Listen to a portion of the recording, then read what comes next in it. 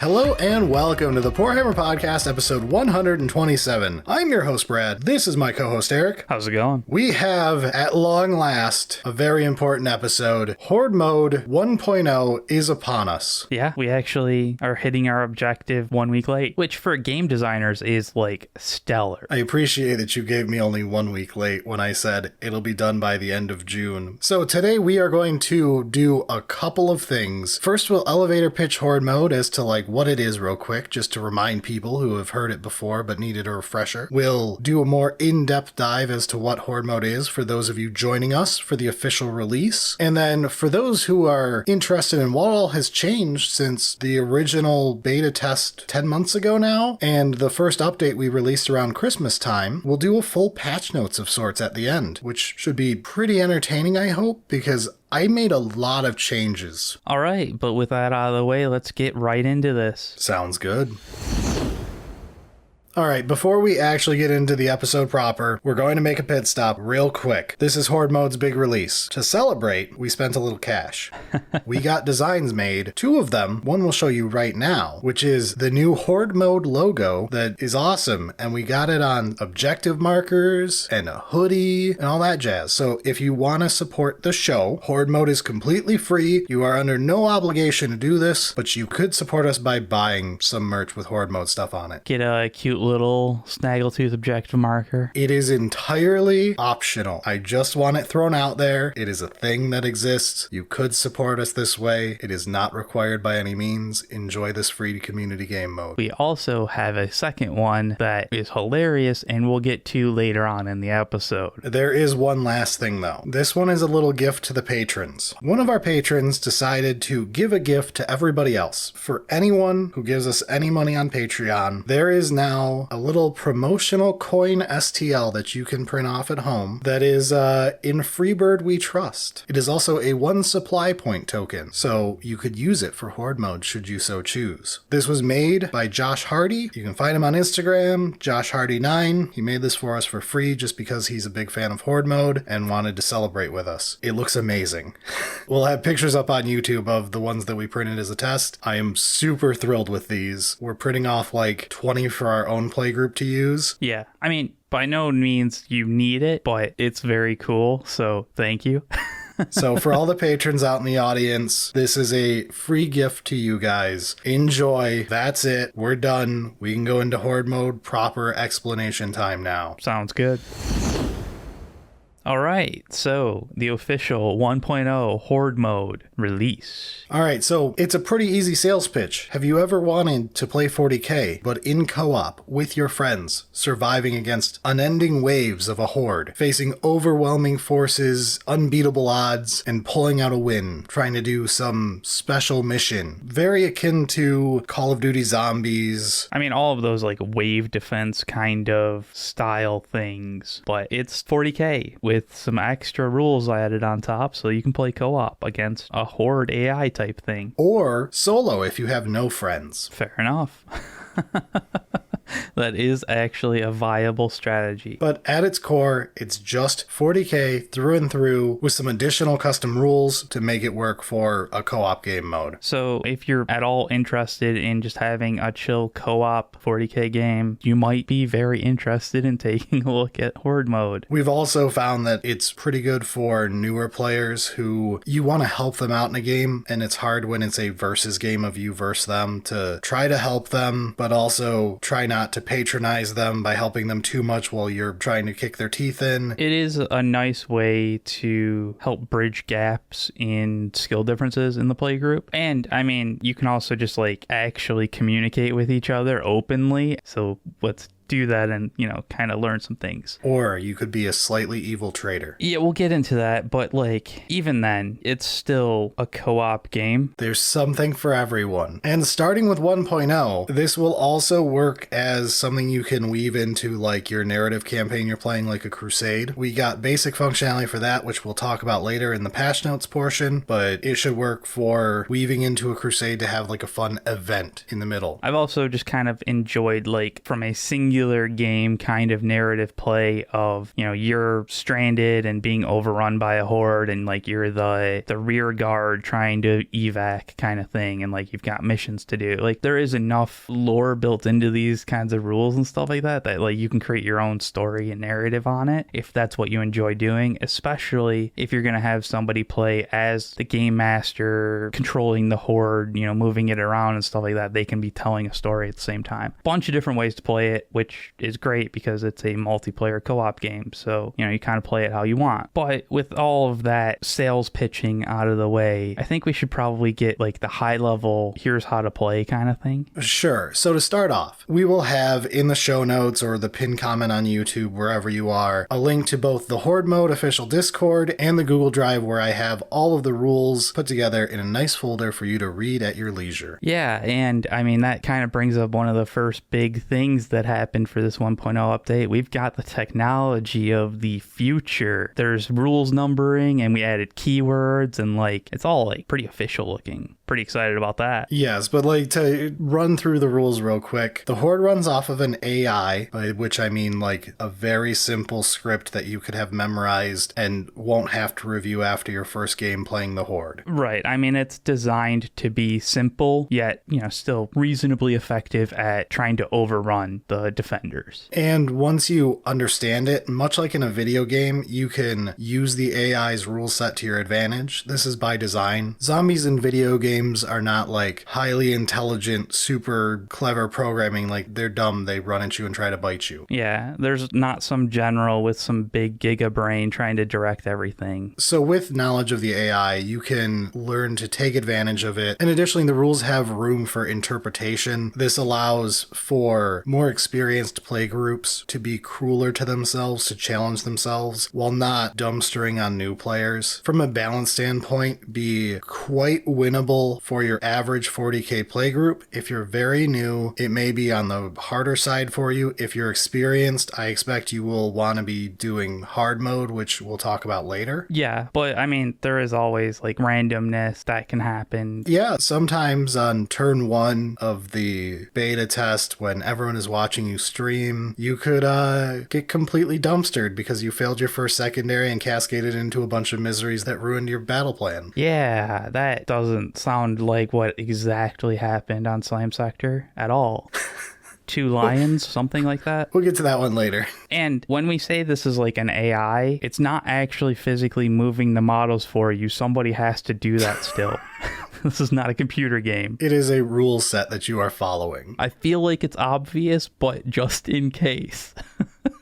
We did not make Ultron and have him play Warhammer for you. I'm sorry to say the technology is not there yet. Not quite, no. So that explanation of the AI out of the way, it's still basically 40k. You pick your army, you pick your size that you want to play at, 1k or 2k. Since it's multiplayer, each player is going to get their equal split of that 1k or 2k. Yep, and then you pick something for the Horde to play. The Horde can play multiple armies should you so choose. Yeah, sometimes it's thematic, sometimes it's you just don't have enough of a singular extra army. Sure. Then every player makes their own list with their own warlord. They don't get to choose enhancements because those are gained during the game. And then you just set up the table. Yeah, so you pick your deployment mission based on whatever the current mission pack of 40k is. Horde is always the attacker. That's like the caveat kind of thing there. And you only place terrain in no man's land. Yes, which is modified throughout the game because you can set up and destroy terrain over the game. Then you split up the Horde's deployment zone. It becomes even sections that are called spawning zones. Basically just think of equal size rectangles across a generic Dawn of War deployment, and you understand how they work. Yeah, you get 2 if you're playing at 1k and 4 if you're playing at 2k. Then each player deploys their army. Then you spawn the Horde units, which there's a whole way to do that we'll get into in just a moment. And as you're playing, you can gain and then use supply points, which are like your resource. You gain it from holding objectives, successful secondary secondary missions. And killing Horde units. And you use those supply points to gain buffs. Yeah, so you can purchase various benefits that we'll get into. These are things as simple as getting a CP because you don't naturally generate them over the game, or going big and doing things like spawning an entire extra unit into the game for yourself. There is a load of different things available to you, like tools to make the increasing difficulty surmountable. And eventually, as you continue through, you get towards the end of the game and you reveal your secret objectives and either win or don't.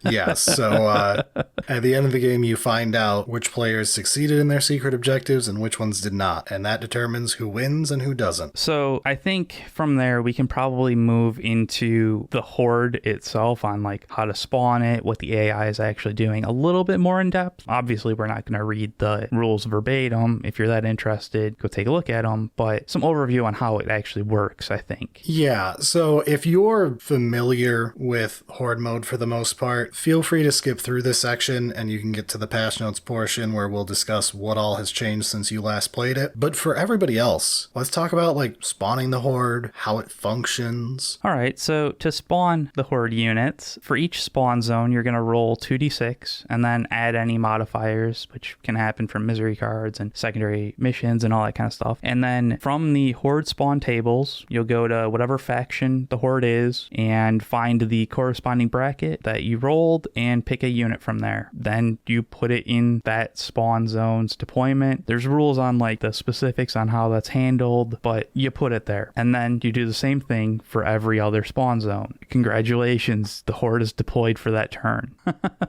So there are some caveats. One of them is Deep Strike as of 1.0 now works for the Horde. So that has its own rules now that we won't get into. But Deep Strike units will Deep Strike instead if you want. Another one is when spawning stuff, over the game, spawn rolls start getting bonuses, which means you start rolling higher, which is where you find the more elite stuff that you could spawn in. However, you are always able to roll down your rolls. So if you roll like a 10, you could spawn 2 things from the 7 to 9 table, or you could spawn 2 things from the 5 to 6 table and 1 from the 7 to 9 table, or 4 things from the 5 through 6 table, or 8 things from the 3 through 4 table. That's how it works. So over the game, just because you're rolling higher numbers doesn't mean the Horde stops spawning a bunch of little stuff and starts spawning a couple big things. It could spawn a lot of little stuff. Yeah, this is primarily, so you don't need like 4,000 points of a faction to be able to spawn it in like a 1,000-point game. You can just choose more of the units that are lower. Yeah, and secondarily, it just helps it so later in the game it doesn't feel like Horde mode becomes hyper elite mode. You can keep it very Horde-y and stay with that theme if that's what you're trying to go for with your current narrative. And I mean, you can just also mix it up where you spawn some elites that are very scary and then there's still a Horde behind them kind of thing. It's one of the spots that like you as the players have some ability to choose and figure out how you want to actually do it. Obviously, if you have access to everything, you can just randomly pick from that table and use that. But there are other corner cases that we should bring up that people who are new will immediately see. In some spawn brackets, you will find both like the 5-man version of a squad and the 10-man version. That is on purpose. That is not a bug. Spawn tables are formulaic for the most part with a couple nudges here and there. That just means that within that roll window, both of those unit sizes fit, and it's up to the players to decide if they should be spawning 5 or 10, or if you only own 5, just spawn the 5, that's fine. But if you're like trying to challenge yourselves and you've got this big collection anyways, spawn the 10. It's up to the players. There's a lot of choice within the rule set that allows you to sculpt the game to your playgroup, which was an important part when designing it for me. Yeah, definitely. And there are further things on the spawning, like if you've locked down a spawned unit into their spawn zone and like there's another one trying to spawn on top, it's all has rules on what to do. Read through it. It's pretty obvious once you read it and you're like, oh yeah, that makes sense because that would be kind of cheesy to do it.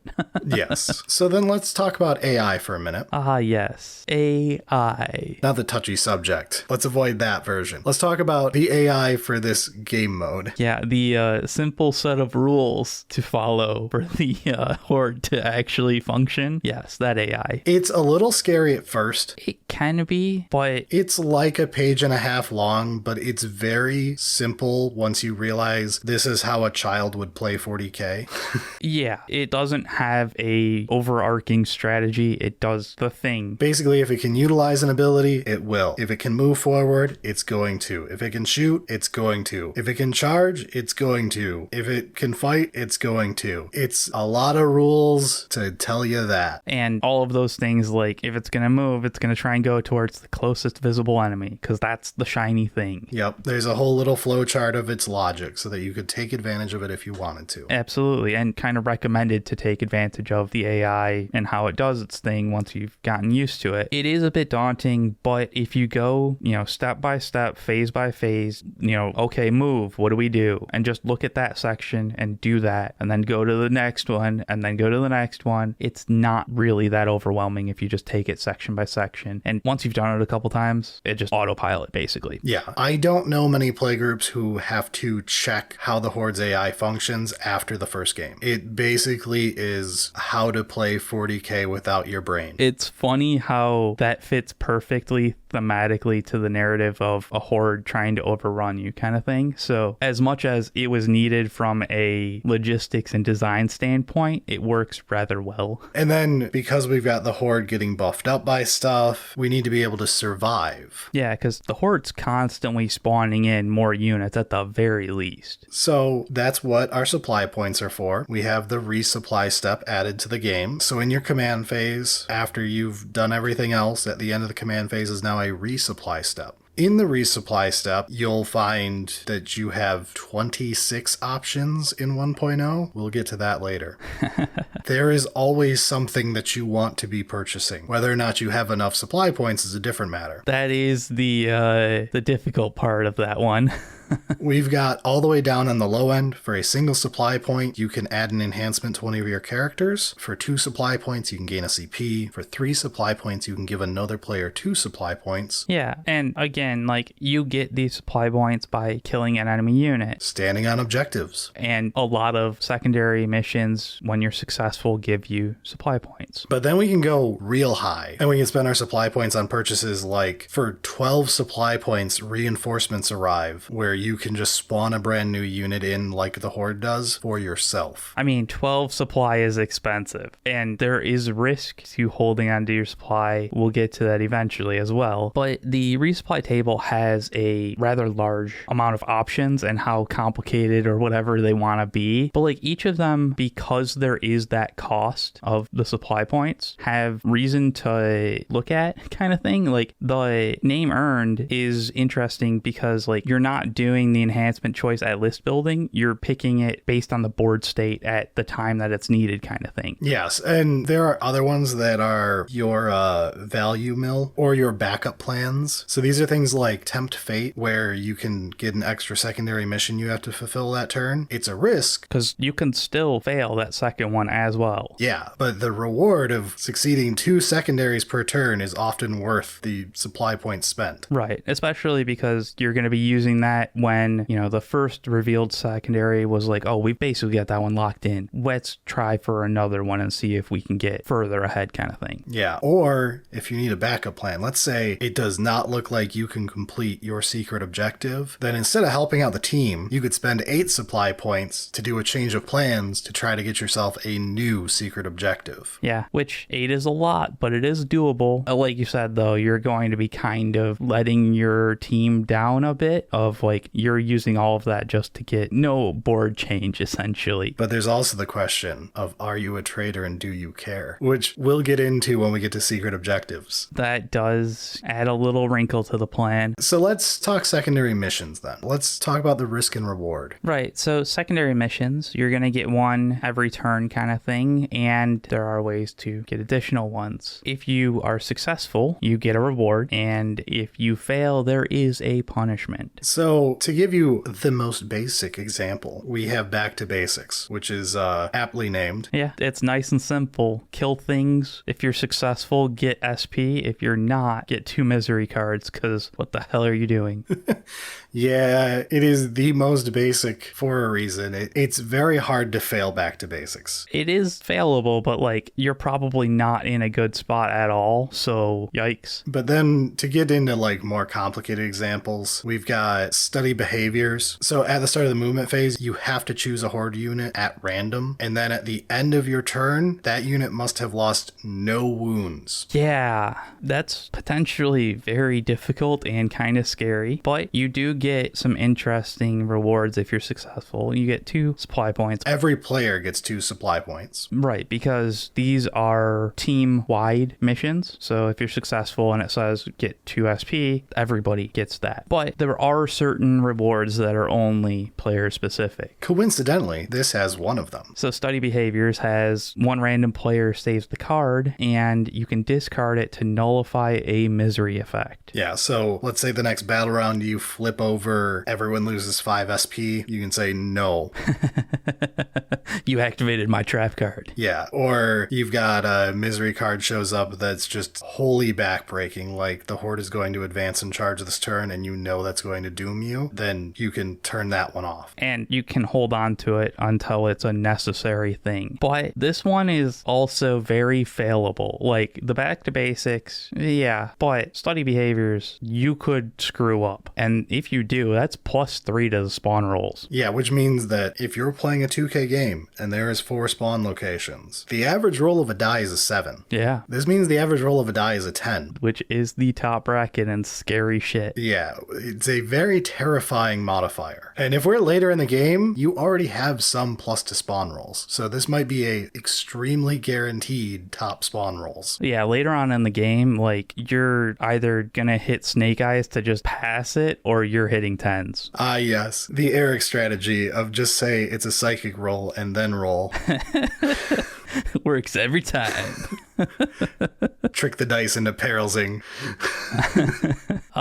Yeah, and it's interesting because not every secondary is like do a thing on the board or whatever. There are some that are like the smell of napalm, which is you have to purchase 2 strikes from the resupply table. And if you don't, you get an extra misery card and a spawn roll, which very possible that you don't have the supply points to actually do it. But if you do, obviously, you get a bonus and 2 supply points for everybody and -1 to spawn rolls. So you can decrease them. And again, it's a team-wide objective. So if one player makes a supply purchase and another one does, you're good to go. However, if everyone is being greedy and trying to do their secret objectives instead, there may be some friction at the table at that point when you're trying to figure out if you're going to pass this one. Or it's one of those where it's like somebody has a very exposed unit that needs healing or whatever, you know, they need help or it's going to die. And it's like, well, do you do that or do you spend your supply points on our secondary mission to help the team? That's where the real fun is for me, is the moment-to-moment gameplay decisions that the team has to make. The actual co-op components, where you're trying to figure out the best way out of a situation. Not everyone has the exact same goals. While they're all generally aligned, every individual player is going to have a different viewpoint on how a situation should be resolved. Right, and you kind of have to talk it out and figure out what your game plan is actually going to be. But if we're failing these, we should probably talk about what miseries look like. Yeah, so the Horde gets buffs for miseries. And starting in Battle Round 2, one of them is revealed every turn no matter what. On the final Battle Round, you're flipping over 3 of these things no matter what. Yeah, so round 2, 1 misery card. Round 3 and 4 each have a misery card and +1 to spawn. And round 5 is 3 misery cards and 2 to spawn rolls. Now, it is the last turn of the game generally, so it's not the worst thing, but it is your final test of sorts. Exactly. But this can get a lot worse if we're failing secondaries, because the difference between 1 misery and 2 or 3 miseries can be backbreaking if they have synergy. Or even more if you fail calling shots and you were super greedy. Yeah, I love calling shots. We'll get to that when we do patch notes. Greed is good. That is my all-time favorite thing I wrote. But for examples of misery cards, we've got reasonably simple things like unnatural stamina, which is advanced shoot and charge. Very strong, but pretty simple. One of of the most simple, in fact, it might be near the least number of words on one of these, is untouchable, which is just Horde models have a 3-up invulnerable save. Yeah, that whole like you can cheese the AI and like put them in like vulnerable positions doesn't really matter if everybody has a 3-up invuln.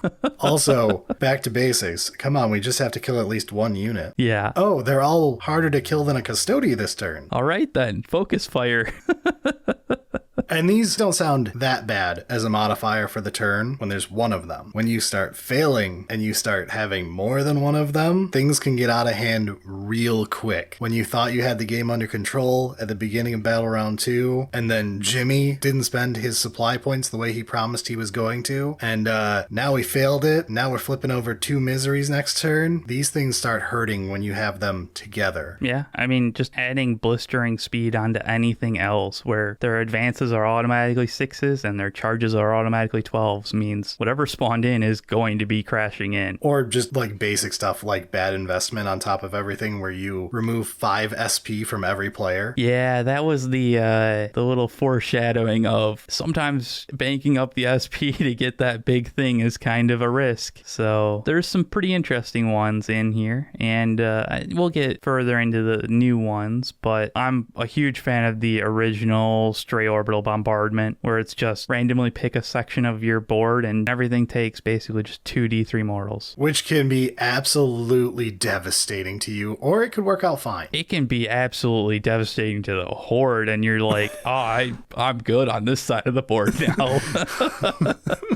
Or you could be losing basically everything. Yeah, you know. So to end up here, we've got our secret objectives that we've been talking about, how you win and lose. Some of them are very simple. Some of them are complicated. Some of them make you look like an angel, everybody's best friend. Other ones are labeled traitor. Yeah, so these are sometimes resolved like during the game, and they'll have a tag. So these have tags. Look at them. It matters. Otherwise, you know, it's going to be resolved at the end of the game. Did you do the thing? Some of them are like recover lost relic. You do an action at the center of the battlefield and congrats, you win if you live to the end of the game. Other ones are a little spicier, like be the player with the most surviving units. Yeah, there are tags for multiplayer and traitor, and you know, if you're not playing multiplayer, take those out kind of thing. And you can take out the traitor package as well, but I think we both suggest at least playing once with it, because while it is a negative thing, it's not all bad. Like some of them can still be, we're playing together, except I have to do this one little thing. Yes, and that's the point of it, is to give a little friction, to give you reason to not have things go to plan and not have the easiest game every time. It's a form of difficulty, is having people who don't have aligned goals and having that complexity to your alliance. Some traitor cards are just labeled that way because it could make you act like a traitor, but doesn't guarantee you will. We'll talk about one of my favorites in Patchnotes section, but like for a basic one, all you need is for your ally's warlord to die. You could be honest with them and say, hey, I'll help you, but I need to make sure your warlord doesn't live. And if they go, you know what, I'm fine with that valiant sacrifice. If it means that we get out of here alive, he's willing to die for it. That's still traitorous, but like both players are tipping the hat going, okay, we're in agreement. Not necessarily that that's your actual secret objective. You could be having a different secret objective and trying to have them kill their warlord as a way for them to die, because one of them is 2 birds, 1 stone, and the game with at least one other player not surviving. That one's a little more extreme. That one's on the more extreme side. That one, I could understand some people not wanting to put that one in. That's fair. All right. But I do wholly recommend start playing with the traitor ones and then take out the ones your playgroup really doesn't like the play pattern of. But I expect for most playgroups, most of the traitor ones are very fun. We'll get to Chaos Incarnate later. That said, though, like even if you take out the traitor ones, there are enough different secret objectives that like there is going to be some push and pull on what your focus is. So like Hand of Fate, you have to succeed 7 secondary objectives, which means like you gotta pile them on, and that could cascade into your teammates being overrun. Like one of them is the opposite of have your teammate's warlord die, and it's keep your warlord alive. if you're getting overrun by like trying to force secondaries and do whatever's necessary not to fail them, that warlord might be a sacrifice that needs to be made, kind of thing. You might not be willing to make this sacrifice though. Exactly. So like even without the trader tag specific ones, there is some push and pull based on how you need to play the game to achieve your own secret objective. But, you know, at the end of the day, it is a co-op mode. We're trying to win, kind of thing. Some of us are trying to die the hero. That is also a possibility, yeah. But in addition to all of this, and our misery cards, we have one new thing with Horde Mode 1.0. It was a very requested feature that I figured out how to get into the game, and I was finally happy with an implementation of. So I think it's time for us to stop talking about the game proper and more talk about 1.0's big changes and additions. And we can start off with probably the most important one, which is the Horde faction rules. Right. I think that's a great place to start because it has always been a missing part of when you're playing against the Horde. It doesn't feel like that faction's playing how that faction should play, right? Like it doesn't have its army rule. Sometimes, which gets into this. So I was originally against making the faction rules for Horde mode because it was another layer of complexity, because the vanilla real faction rules in 40k 10th edition, some of them are way too complicated to have the AI use properly. Even when people were trying to come up with like ways to fully automate them, they realized quickly that some were a nightmare. Yeah, some of them are just like, there's not enough random dice that we can roll to make it a valid solution. So I had to sit down and actually find a way to represent each army's faction rule simplistically in a way where the AI doesn't have to really make choices. I was originally kind of against doing it until I started noticing a pattern with feedback. A lot of people own a lot of spare Necrons. They were the little brother army of 9th edition. It's very believable that you own a lot of Necrons in your playgroup. They've got a neat little army rule. Yeah, it's a little bit important. So Necrons were getting used a lot as the Horde, and we got a lot of feedback of people being like, hey, we just played Horde mode and it was like no challenge. And then a lot of other people playing other armies and they're like, yeah, this is a good challenge. And I quickly realized that when going through all the data of all the feedback, if you played against Necrons, or in the rare case where someone owned enough Gene Stealer cults, because the spawn rolls are based off of points and an equation, and points are not just based off a data sheet, but also how it interacts with its army rule. Some of those things didn't really mesh together well. Yeah, so certain armies like Necrons, where your data sheets kind of suck at times, but your army rule is essentially the equivalent of a 5-up Feel No Pain with a whole lot of extra text. Yes, but it's a 5-up Feel No Pain with a whole lot of extra text. Yeah, but like if you were trying to like actually do that ability, it's annoying. There was a solution. I could have either lowered all of the Necron spawn rolls by about 30% of their points. Right, which was thought about. Which then led to problems, as I realized that would mean you have to own more of that army in order to play the mode. And it's additional upkeep anytime there are point changes, and it cascades further than was useful. Or I could just write the sentence that Necron Horde units have a 5-up Feel No Pain. Yeah, but if you're going to do that, then it can't just be Necrons. Like, you're going to have to add something basically to all of them. Otherwise, it would be like, well, but my Space Marines don't get anything, right? Like, you're going to hear that. So that's why when you read the Horde faction rules, every one of them is not the same power level. Necrons get a 5-up Feel No Pain on most units. Knights get a 6-up Feel No Pain. Well, that's not equal, but that's because it's trying to be the Knight faction rule. Space Marines, instead of trying to do something where the Horde would have to make a choice and pick a priority target, and instead of dealing with all that, I just made it so they reroll ones to hit. Because from a pure math standpoint, it probably works out to about the same amount of increase in power level as the Oath of Moment. I mean, obviously, their actual army rule allows you to do more strategy-focused benefits kind of thing. Like, you can craft your strategy and your battle plan around it and, like, finesse some things, whereas this one's just, like, reroll hit rolls of 1. But it does give the feeling of, like, okay, yeah, the Space Marines get to reroll once. That's something that they do. So a lot of these faction rules turned out to be something that is just math-wise close enough to their real faction rule that the rest is handled with nudges on the spawn table and it's all happy. Some of them are not their faction rule, but something that is much simpler, but is equally impactful. I think a great call out for that one is Adeptus Sororitas. Figuring out their army rule, fucking nightmare. Good luck with Miracle Dice. How does the Horde utilize Miracle Dice so that they're impactful? Yeah, it just is insane. So, came up with a rather brilliant one. I'm impressed by this one. So, Martyrs and Miracles is in the 4th battle round onward. For the first spawn roll you make, you don't roll the dice, and instead, it is an unmodified 12. It's a way to show off how Miracle Dice tend to get used in the game in a way that's impactful to Horde mode. Honestly, it feels right. All of these Adeptus Sororitas from earlier probably traded. They're not the most resilient army. And, you know, so you've got the whole Martyrs, and then like, okay, towards the end of the game, you're going to bring in things like Celestine and Morvenval, and they're like the miracles that show up kind of thing. It's cool. I love it. Or just a ton more Retributors. Sure.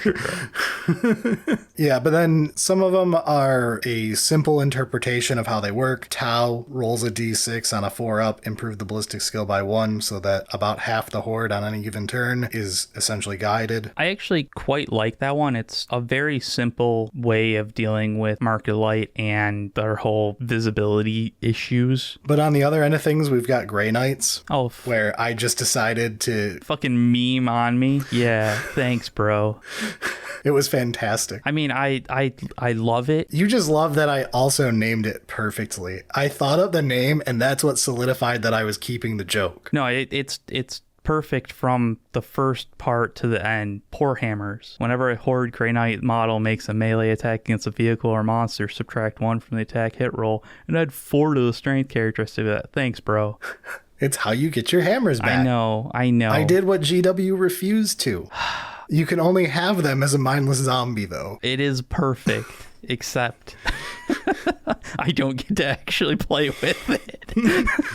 No, but now you have to deal with Grey Knights with hammers. Yeah, it's fantastic. And like that shows off okay, yeah, it's not the army rule, but like this works. And it does shore up a weakness that the Horde would have. World Eaters is another less memey example of this. I just gave them +2 their move characteristic. You may say, that's nothing like their army rule. The reason is World Eaters is a melee faction. They need everything they can get to get into combat more easily so that the Horde is useful. So adding to their move characteristic helps them get there. I mean, it's just the one section of their army rule. Yeah, I didn't actually think of going that angle with it. This was just my, what do they need? Absolutely, that is what they need, and it's great that they have it, but it's also one of those where it's just like, instead of adding all of that complication of rolling 8d6 and figuring out your doubles and all that, no, we don't need all that, man. Just the good old reliable +2 to move is what World Eaters really needs. That's good enough. You can tell which ones I regretted based off their names. Yeah. Throughout the rules, you will find that when I name things, I follow an 80-20 rule of serious, trying to be cool 40k names and memeing on you. So you may find Custodes has best of the best of the best. Grey Knights have poor hammers. Chaos Knights have God, I wish we had a different theme. Yeah. Tau gets glasses. But at the same time, there are kind of serious ones. Drukhari monomolecular edges. I mean, that sounds cool, right? I also very specifically made Drukhari have a cool one because Drukhari players being edgelords, it was important that Drukhari not have a joke one because that is a joke in itself. There are layers, but it does show that like Horde mode as a gameplay rule set is to have fun. The rules are having some fun, but at the same time, they are serious enough to like actually be a full rule set. Yes, they're not a joke rule. They are a serious rule with a joke name. Yeah, they're having a bit of fun with it, but like at the end of the day, we gotta get the work done. It's like a mullet. That's why you wrote that in there, so that you could make a mullet joke. I'm not admitting to anything, all right.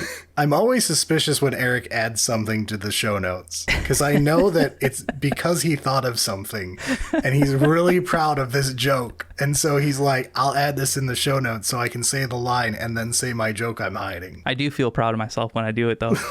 So don't care. It was funny, as mad as I am. So, I mean, do we want to go through these or? Let's do patch notes. Just ask me questions about what we've got, and I'll hit our beautiful list of things that we have updated. It has been a very long and arduous task to get 1.0 out the door. This has been many hours of work, so I have a lot to say. Okay. So you've spent a massive amount of time on this, and I'm going to have a first question of AOS Horde Mode. Where? I'll stab you.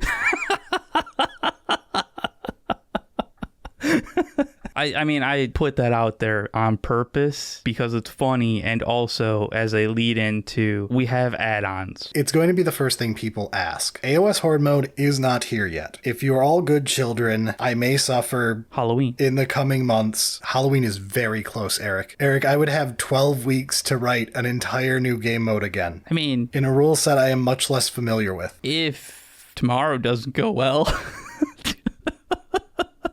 If I lose my job, I'm not going to find this joke funny, but you can keep it in the episode. But also, you can support us on Patreon at patreon.com/SullySingleton. And like, we've got merch. Like, no, really.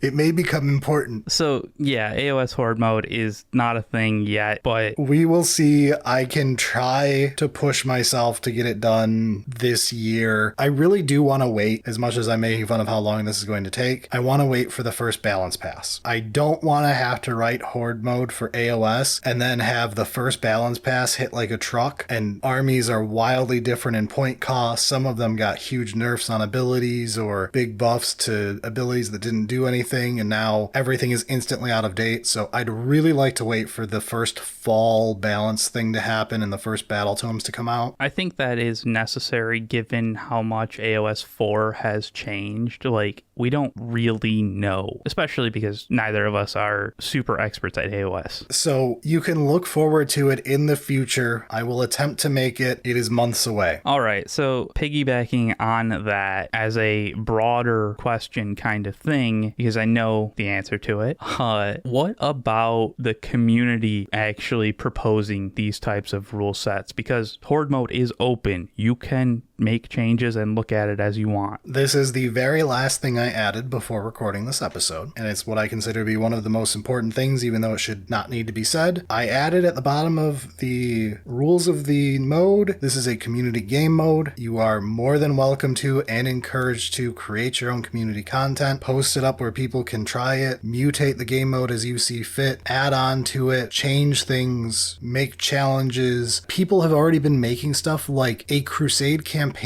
that exists only within Horde Mode, where you're trying to stay alive for as many games as possible with like things dying permanently between games. Crazy stuff like that. Yeah, I'm actually super excited to keep seeing where that all goes, because that just like hits that narrative feel from like each individual game and amps it up to a more long-term effects kind of thing. And to act as examples of these, in the folder for 1.0's release, there will be a pair of documents in addition to the rules document. One of them will contain the hard mode expansion or add-on or whatever word I end up going with for it. I'm just waiting for DLC. Technically, you download it and it's content. Yeah.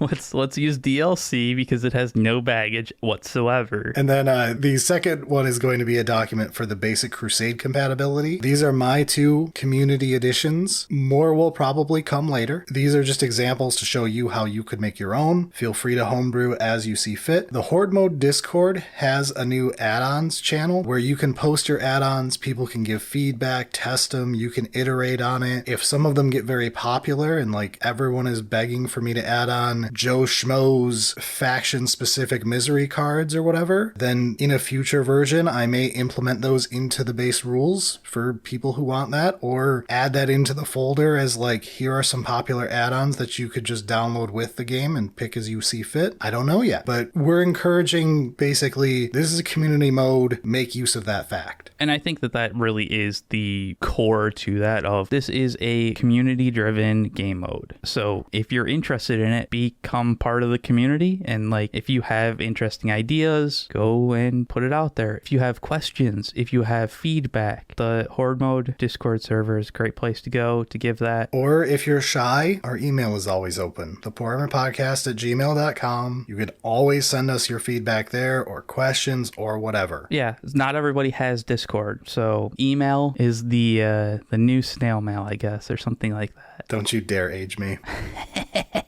My hairline does that enough, sir. Oh, it's been doing that for the last decade and a half. Fuck you. I work my ass off and I just get attacked on my own show. All right, so those were like big things. Let's hit some of the smaller, more like, I mean, they matter, obviously, but they're a bit less important in the scale and scope. All right, let's rapid fire. A couple smaller things that have changed. Misery cards now start at Battle Round 2 instead of Battle Round 3. This was mostly because you have more tools at your disposal, like players begin the game with 2 CP now. This was done partially because people pointed out that certain armies really rely on their stratagems, which is very unfortunate that that's a design philosophy GW is okay with, but I'm not going to get into that today. It is what it is. There are reasons behind it for other things, but it happens. And previously, it was one of those, like, you didn't have all your tools available because you didn't start with CP, so you weren't able to properly succeed in certain secondary missions to snowball to get more supply points to get more CP. Kind of like, it was just one of those, you started so far behind because your army needed to use a stratagem to start kickstarting everything. So now players start with 2 CP, use them wisely. We added the ability for the Horde to deep strike. They use scout moves. They now have meltas target non-infantry before infantry. Precision now works the way the anti-weapons do, where now they will try to target leaders. Basic things of, there's a keyword that tries to do a thing. Now the Horde will do the obvious thing if it's available. Yeah. We added faction fortifications to the spawn table. We'll get to part of why later, but they're very bad for the Horde to use.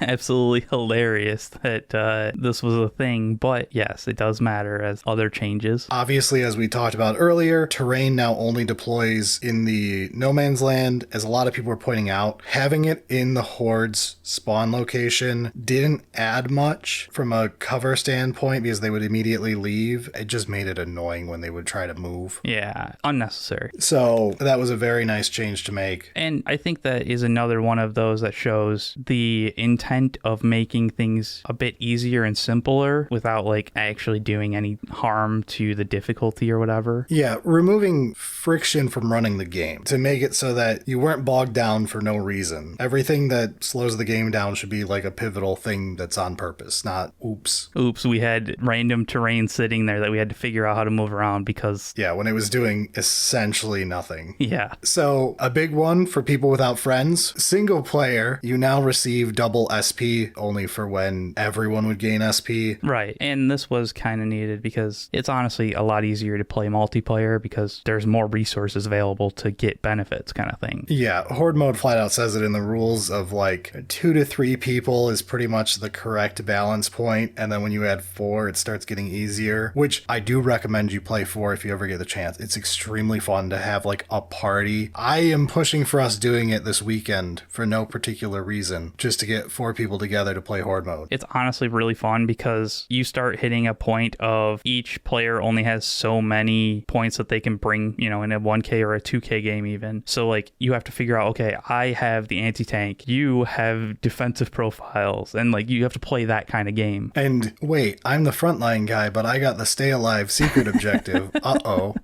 Uh-oh.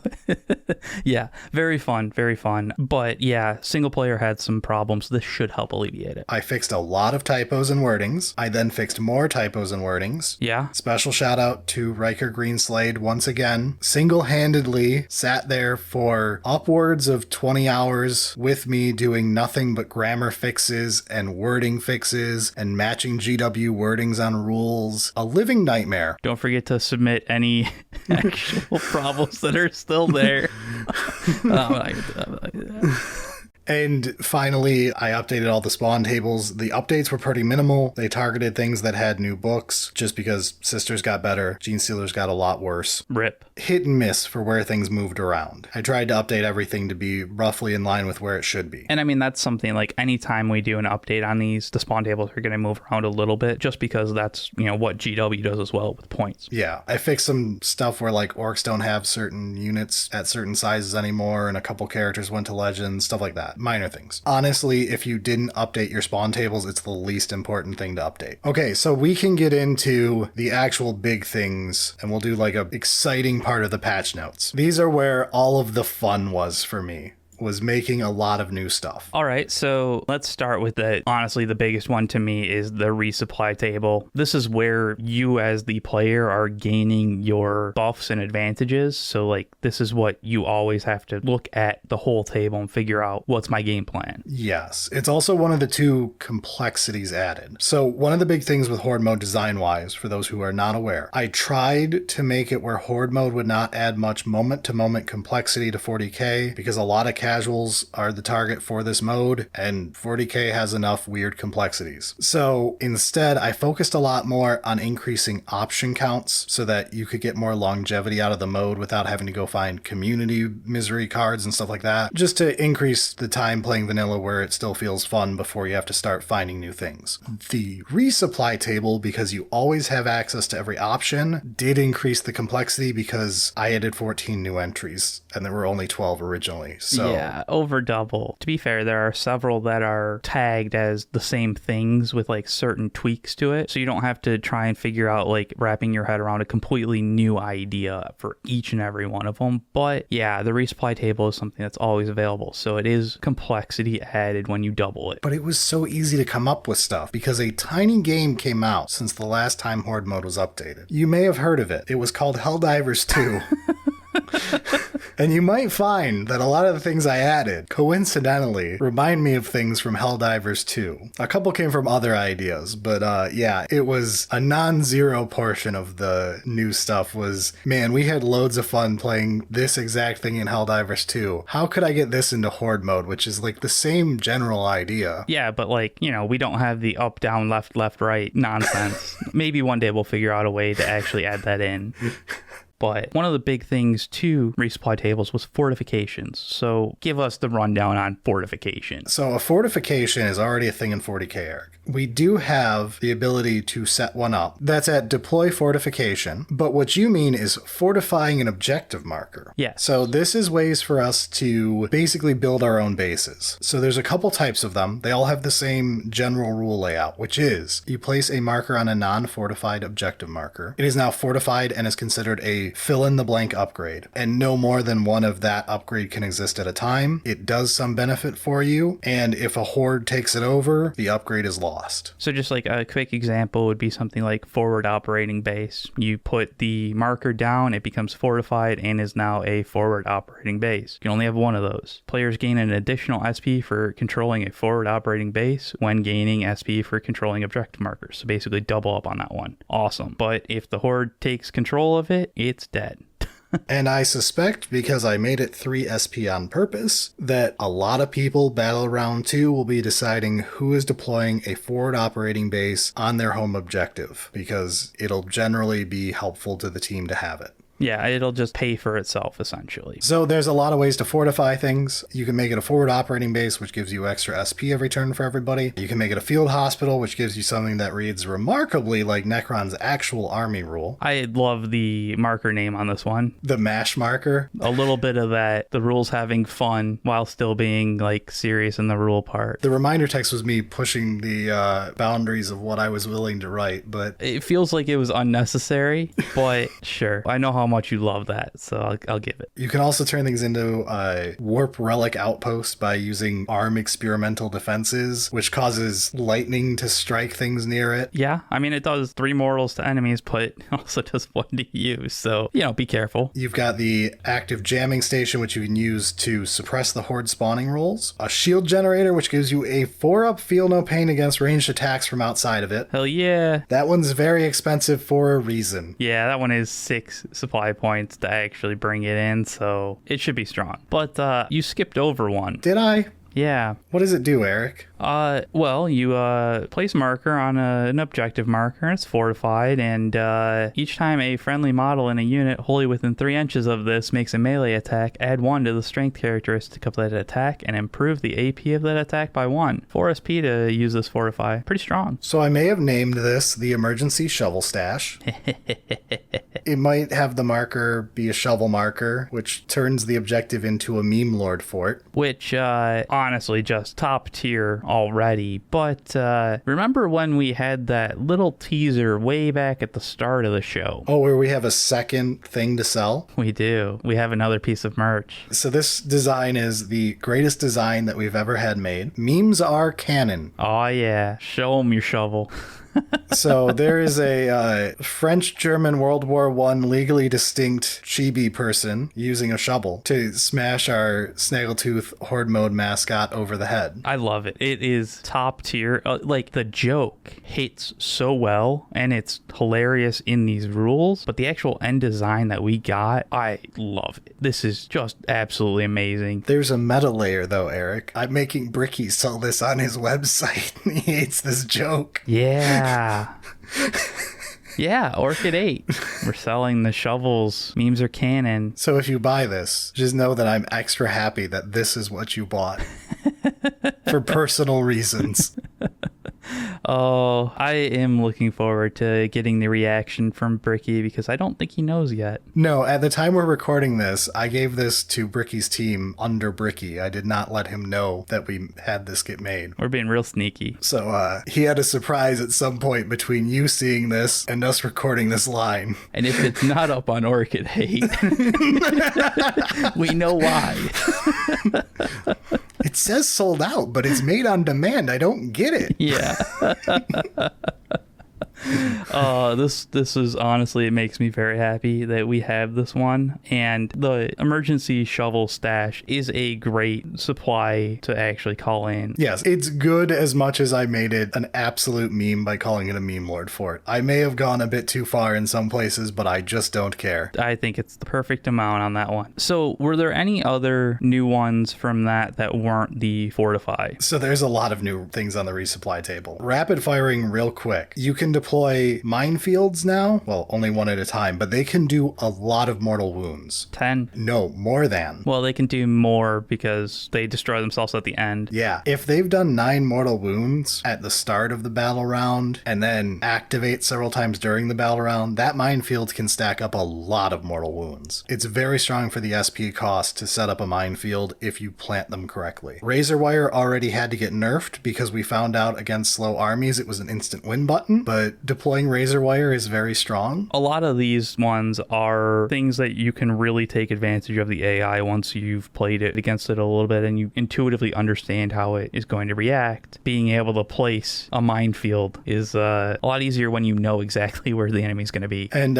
you can do things like set up teleporters now, which will help a lot. I absolutely love this one. This one has a low SP cost and multiple people could buy it in the same turn to like instantly set up a teleporter network. And the teleporters can be very useful for completing secondaries. There are more positional ones now. There are ones that require you to get to objective points very quickly. All sorts of reasons. There's one that requires you to enter from reserves, which hint this lets you do. Teleporters are awesome. This one is a little bit more on the complex side, but it works the way you think it does, though. Intuitively, it works like a teleporter. Use it like that, essentially.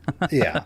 Don't worry. We've got artillery strike, which is a different variation on airstrike. It can be very strong at busting up big hordes. It's also key to a certain secret objective we'll get to later. Emergency evac is a way to move your unit around if you get way out of position because you were trying to pull some secondary off with it. And again, this one works with strategic reserves, if that's a thing. Yeah, and you can now actually deploy fortifications. If you have a hammerfall bunker that you really want to play with, you can use deploy fortification. I don't know why, but you can. It exists as an option. option. It has been asked for by a lot of people. People love fortifications, Eric. You know what? Honestly, I don't know why I'm so down on it. Fortifications are awesome in story narrative elements, so... They just suck gameplay-wise in 40k. Yeah, essentially. But, like, this is co-op. You don't have to have optimum best list layout and all that shit. So, like, let's have fun. I'm with you. So that's the gist of everything. I did have to alter some. Specifically, Reinforcements Arrive now costs 12 SP, which is up. It is still strong. It just forces you to have the risk of losing all of your SP, essentially. I made a change of plans slightly cheaper. The biggest ones... Oh, I forgot we added Pizza Party, the most important name. Not that it really matters, but... It's not the strongest one, but Pizza Party. You can unbattle shock a unit using a Pizza Party. Everybody knows that pizza parties improve morale. You don't need to pay them more, just give them a pizza. That is the joke, thank you. But the big two is patched up, now has the scaling cost properly written out, very clean to understand how it works, I hope. And a field promotion... My extremely annoying child. I'm still not happy with it completely, but I think it's in the best spot it's been. No, don't you ever dare talk about field promotion to me again. I mean, I believe I have spent no less than 9 hours writing this as cleanly, as in-depth, as straightforward as possible. It is a lot of words, but it should work perfectly. I think the end result is that it works as you expect and does the thing. Yes. But, like, you had to finagle a decent amount of the wording to get there. Yeah, field promotion had the problem of it was extremely swingy. It was the most abusable thing you could do. If you were good at the mode, you basically just spammed old field promotion. It now works way different. You can no longer turn your 40-point scarabs into a Catan. Yes, if you have been playing Horde Mode with the original rules, you need to relook at field promotion because it doesn't work the way it used to. Yeah, so it should now be a lot less broken. It should be very reliable. It has a scaling SP cost, so it's a lot more balanced depending on what you get out of it. And I left in a secret second mode. You don't have to pay the SP cost, so you can just destroy your unit at will. And you may say, but Brad, why would I want to do that? There are several secret objectives that need you to be dead. Yeah, there are a few. I mean, there's also missions that, like, require you to not, kill a unit or, other reasons of this could be a problem. It needs to go away. Or maybe you just want some dice as sisters. I don't know. But we did have the cool second mode here. All right, let's move on to miseries. These are a lot less complicated. Yeah, I mean, you still added how many? So I doubled it from 12 to 24. Which, okay, so back when you were talking about, like, complexity kind of thing, adding to the resupply table does add complexity because, the players always have the ability to look at it, but adding to the misery doesn't really add that much complexity because you're only ever looking at what is active. So, like, so long as the actual misery effects aren't ballooning out of proportion each individual one, it's not really adding complexity. Correct. And the most complex one is still Pincer Maneuver, which is from the original set, though now it's got cleaned up wording. The miseries, just doubling the amount of them helps the longevity of the game. It's a lot less likely that you see the same 1-3 games in a row now on turn 2. It has happened a couple times, and, like, that is one of the big replayability things is what's the misery deck gonna do to us kind of thing. So yeah, I will point out that because there are twice as many now, you are less likely to get each individual one, which means you can bank on not getting bad investment and just keep having more SP. Don't worry about removing it. It's fine. Well,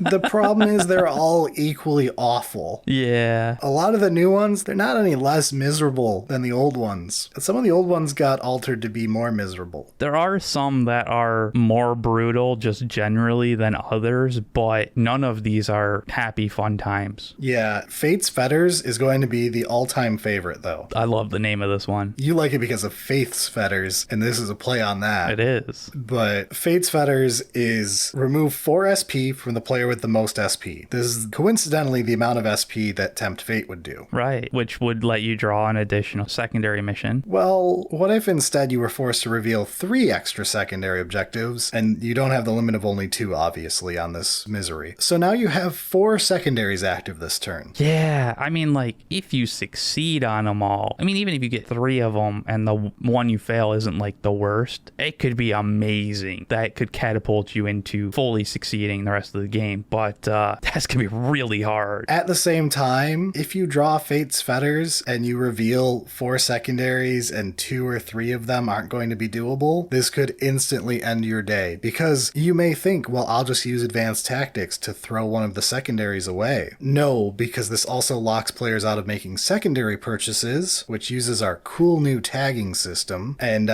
if you check your resupply tags, secondary purchases includes advanced tactics, so you can't cycle out one of the secondaries this turn. Yeah, and I think one of the big things is, like, Fate's Feathers happens, like, randomly. It happens to you as opposed to Tempt Fate, which you decide to do, kind of thing. Like, you look at it and you go, we're in a position that we can probably succeed. Yeah, Fate's Feathers doesn't care. Fate's Fetters orders you succeed. Yeah, succeed or die, basically. Yeah, that one's super fun. There are a bunch in here that are, you know, still pretty simple. You know, like, weapons get devastating wounds, sustained hit and lethal hit. The basics are still there. I did, to celebrate the new Melta and Precision, I made one for Melta, I made one for Precision. I may have made They Fly Now, which gives them old fly. Actual fly. And makes it so they can see everything on the battlefield ignoring terrain, which is absolutely brutal if you're against a shooting horde. There are a lot of options now which help the replayability, and they aren't super complicated, but are impactful, very impactful, especially if you have multiple going on at the same time and they're stacking. I am looking forward to the combinations that actually happen. Now, moving on to secondaries. It's a less impressive number. I only added 8. Pathetic. I know. There's only 20 of them in the pool now instead of 12. This, to me, was one of the more important things to add to, though. Having secondaries be more varied meant you couldn't do the same battle plan all the time, knowing that we're going to draw 7 or 8 of the 12 available secondaries every game. I know which ones we're going to draw for the most part. Yeah, like, at a certain point, you're like, all right, there's a really good chance that Back to Basics is still left. Yeah, so to limit our card counting, 20 of them helps a lot. And at the same time, it's not overwhelming of, like, holy shit, we can't put any battle plan together because it could be literally anything. Yeah, some of them celebrate new mechanics, which is cool. One of them that I want to talk about is my all-time favorite secondary now. It's Calling Shots. It had to get nerfed 3 times during testing.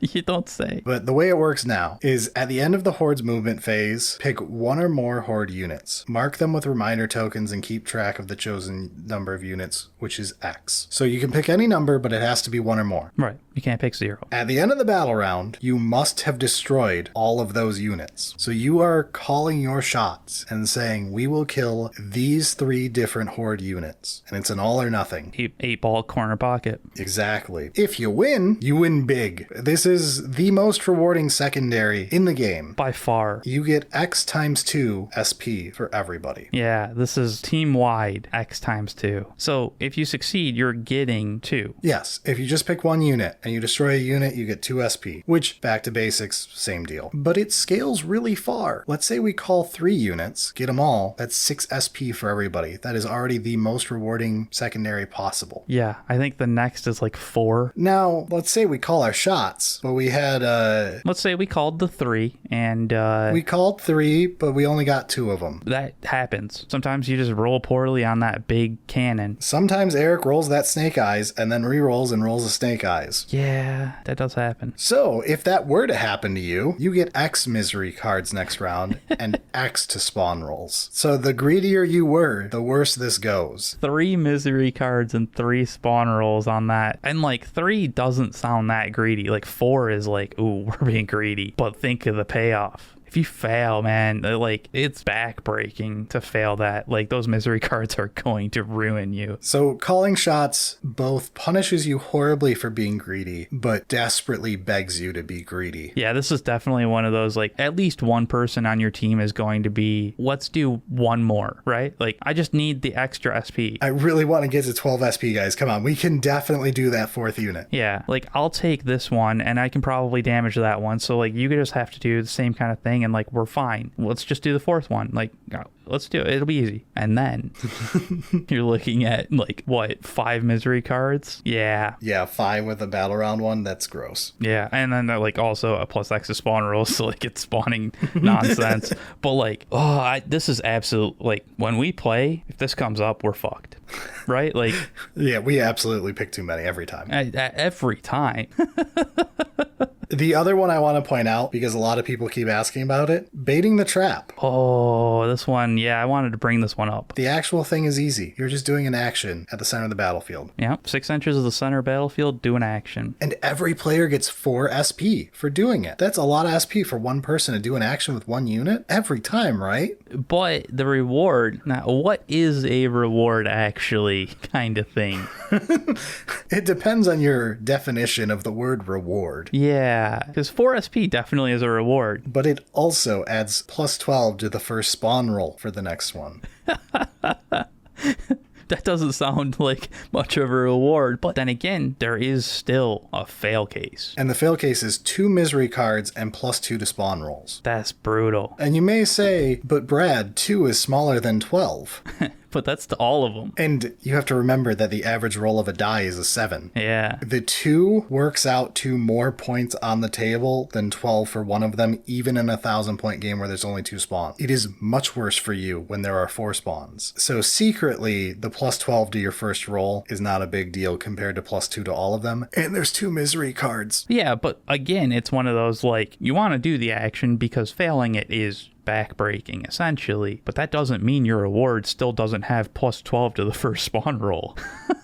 Right? Like, that's still happening no matter what, man. So I love the fact that a reward is punishing you, essentially, but it's punishing you less. It is also punishing you, but giving you a way higher amount of SP than it should with how difficult it is. Oh yeah, super easy to do. So it also has the cool flavor of you're baiting the trap. You're trying to summon in the big boss. Good narrative play going on there. All right, let's wrap it up with the secret objectives. So with the new ones, I focused a lot more on having traders be higher friction, but not as full bore as I did on the original ones. Like Saboteur is by far everyone's least favorite trader one for people who don't enjoy traders. The forcing secondary failures is rough. People tended not to like that one if they didn't like traders. So that one still stayed. Don't worry.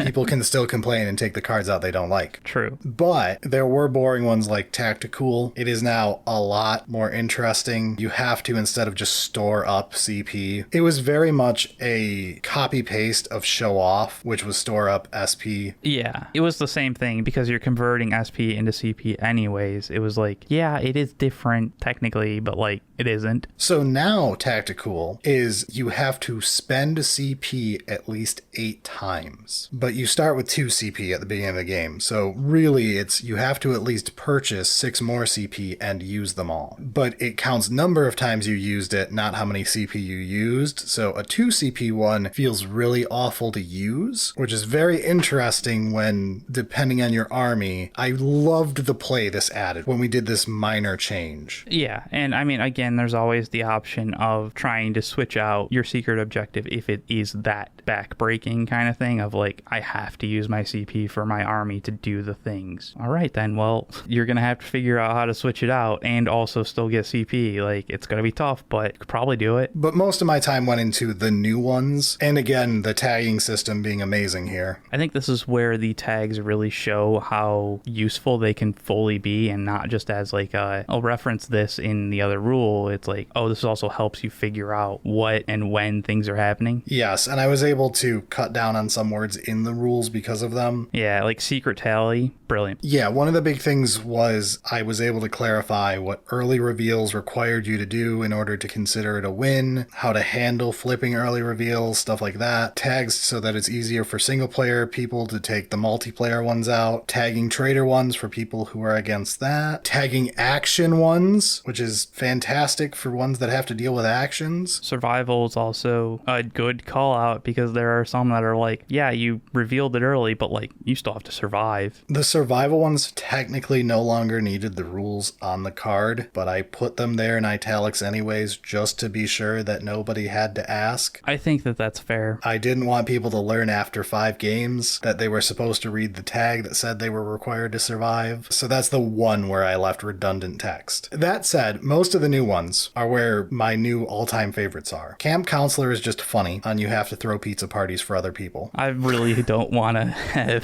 that one. It's funny because it's probably not as hard as some other ones are, but no one wants to have to spend their CP to de-battle shock other players' stuff. Yeah. And then, like, I mean, just getting battle shocked for certain. Yeah, I don't know, man. It's a great secret objective. Then there's the ones that I actually am a big fan of. We've got things like Action Hero, where I'm abusing the fact that actions are back in the game. And then Acceptable Collateral, which is one of the new traitor ones, where it's like, you're only kind of a traitor. You just got to destroy one model of your buddies. And, like, it's an artillery strike, so you're probably going to be able to say, like, that's a scary thing. We need to get rid of it because it's going to kill your unit anyways. So I'll just artillery strike it now and we'll be done with it kind of thing. I think we got to talk about Supervisor. Supervisor's adorable. It's partly just a self-dig. But Supervisor, you have to keep a tally of the amount of work you're doing versus the amount of work everyone else is doing, and you have to be much worse than them. Yeah. So you have to have destroyed at least 4 less than the amount of units destroyed by everybody else. Honestly, I think this is a really cool traitor card because, like, you don't have to be actively sabotaging your teammates. In fact, you can be purposefully buffing them and kind of doing worse on your own. Spending your SP, acting like you're being benevolent and being like, you take care of that stuff. Here's just a load of SP. I'm helping you out. That's my goal, right? And then they're like, man, you've done like nothing this game. You're just sitting back. Yeah, and you can just be like, well, you know, I've been trying to help everybody else out. It's just kind of haven't had the good openings yet. Then you flip over that you've been their supervisor this whole time. And that's why you're worthless to society. I enjoy that the survival is required on this one too. I would have been pissed if it was. I would have been like, no, this has to be, man. No supervisors, sacrificial.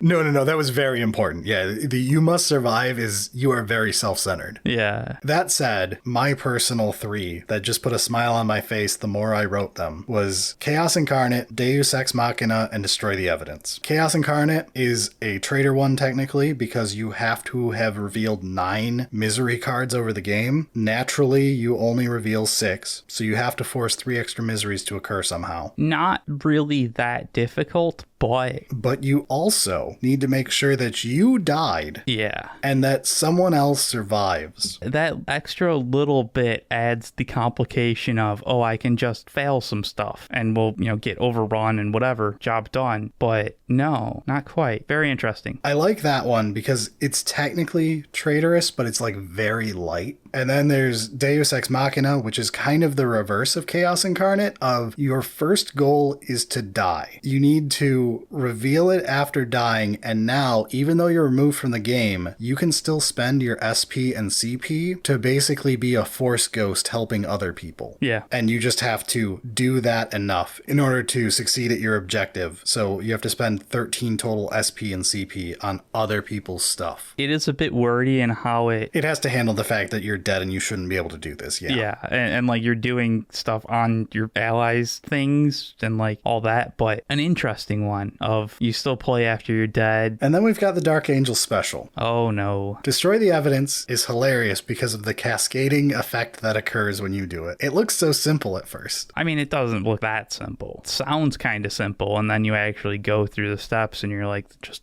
keeps shitting on us. So all you have to do is reveal this in your shooting phase of the 3rd battle round. Then you get the ability to do an action. You do this action and you complete the objective. Oh, and also you have to do this action on an objective. You destroy the unit that does it. You destroy each other unit that's within range of the objective marker. Each unit that's within 9 inches of the objective marker then suffers D6 mortal wounds. And then you destroy the objective marker. And next battle round, you're forced to draw Debris Storm as the misery card and add it in addition to the other miseries. Even if it's already been drawn this game, you have to dig it out of the discard pile and put it there. Right, and Debris Storm is unmodified hit rolls of 6 are needed unless within 12 inches against the Horde units. Yeah, but you completed your objective and all you had to do was a simple action.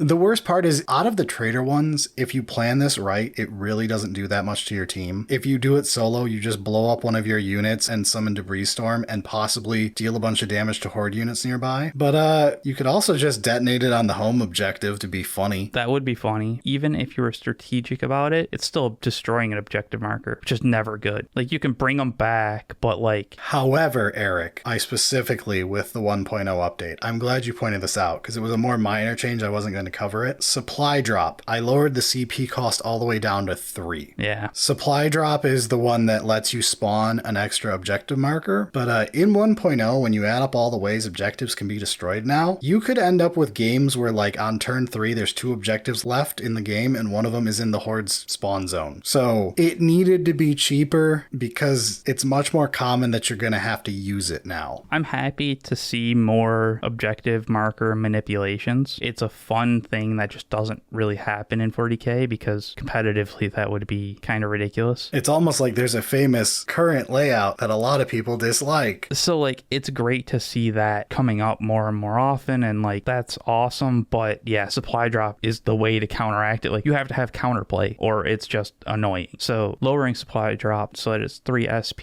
means that like there is counterplay to all of these shenanigans. Yeah, but there's a lot of different ones now. I only added 10 of them, but when you consider the pool and that you're seeing multiple per game, per person, it should really freshen the mode up, give a lot of extra longevity to it. So I'm really hoping when we talk about it from a sheer number standpoint, you've got 14 new things to buy on the supply table. So game to game, there should be a lot of variety in what you can purchase. There's more pressure during the game due to new secondaries and secret objectives and all that to use all of the 26 items on the resupply table now. I mean, there's going to be some that are the go-to standards, but I think every single one of them has, oh, this is going to be the best option in this board state. Yeah, and then we've got our 12 new misery cards, 10 new secret objectives, 8 new secondary missions, and a whole bunch of stuff that got rebalanced, reworked, freshened up to be a little bit more fun, a couple things to be more balanced. It should turn out to be a very large improvement over the beta test of Horde Mode. Just for Horde Mode is something you play regularly, you know, monthly with your playgroup casually, and feel like it's always a fresh experience. Yeah, and even if you're playing with the same faction armies and stuff like that, I think that the game-to-game play will be more varied and it won't feel stale for quite some time. Yeah, and there's also hard mode. You can add in the Crusade compatibility now. And when you're done with all of the official stuff, there's everything the community is making. Yeah, absolutely. And I hope that Horde Mode continues to gain more following and more people that play it, which will in turn mean that there's likely more community add-ons and gameplay and that kind of stuff. So, you know, hopefully this 1.0 release really, you know, kind of catapults us forward, because I'm looking forward to playing it. I'm looking forward to seeing what other people are going to do. I know that there's already some other creators out there that have played it. Slam Sector actually just did like a kind of preview beta 1.0 gameplay last week. Yes, they got the live patch. Yeah. Because they found an issue with the wording on one of the secret objectives. And the second he mentioned his problem, I realized which secret objective he had and what problem had occurred. And I immediately patched the rules of the game